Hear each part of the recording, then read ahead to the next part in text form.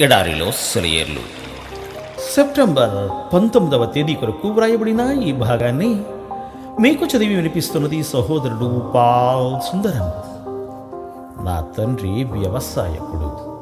యోహాను శుభవార్త 15వ అధ్యాయము 1వ వచనం. బాధ అనేది ఏ రూపంలో మనపైకి వచ్చినా అది దేవుని నుండి మనకేదో దీవెనలను తీసుకొచ్చిన రాయబారి అని తెలుసుకొని ఉండడం ఎంతో ఆదరణకరమైన విషయం. లోకరీతిగా చూస్తే అది గాయపరిచేదిగాను నాశనకరమైనదిగాను ఉండవచ్చు. కానీ ఆత్మీయంగా అది ఆశీర్వాద హేతువే.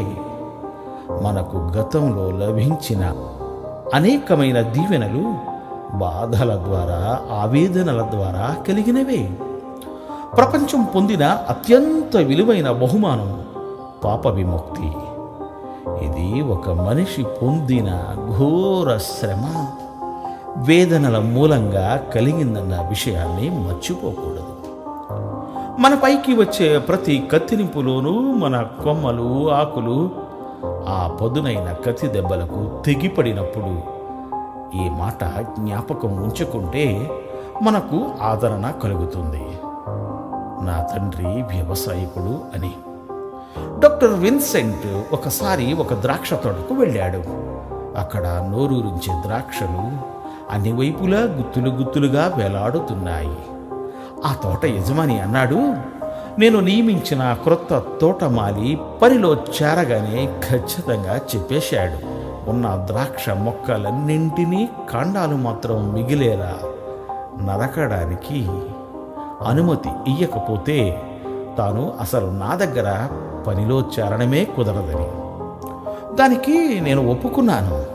అతడు వాటినన్నింటినీ నరికేశాడు. 2 సంవత్సరాల పాటు పంట ఏమీ లేదు. కానీ దాని ఫలితం ఇది. ఇలా కొమ్మల్ని కత్తిరించడంలో అర్థం క్రైస్తవ జీవితానికి కూడా వర్తిస్తుంది. కత్తిరించడం ద్వారా ద్రాక్ష తీగను నాశనం చేస్తున్నారనుకుంటాం. తోటమాలి ఆ ద్రాక్ష మొక్కలన్నింటినీ పాడు చేస్తున్నట్టు అనిపిస్తుంది. కానీ భవిష్యత్తులో ఈ కత్తిరింపు వల్ల దాని జీవితం ఫలభరితమై గొప్ప ఫలితాలను ఇస్తుందన్న విషయం మనం తెలుసుకోవాలి. నొప్పి అనే ధర చెల్లించకుండా ఆశీర్వాదాలను కొనుక్కోవడం అసాధ్యం. వాటిని సాధించడం కోసం మనం కొంచెం శ్రమ పడాల్సిందే. సంతోషంతో కలిసి 1 మైలు నడిచాను.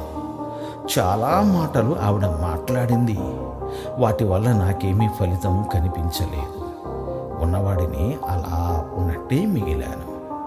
విచారంతో కలిసి 1 మైలు నడిచాను. ఒక్క మాట కూడా చెప్పలేదామె. ఆమె నుండి నేను నేర్చుకున్న జ్ఞానం తలుచుకుంటే నా ఆశ్చర్యానికి మేరలేదు.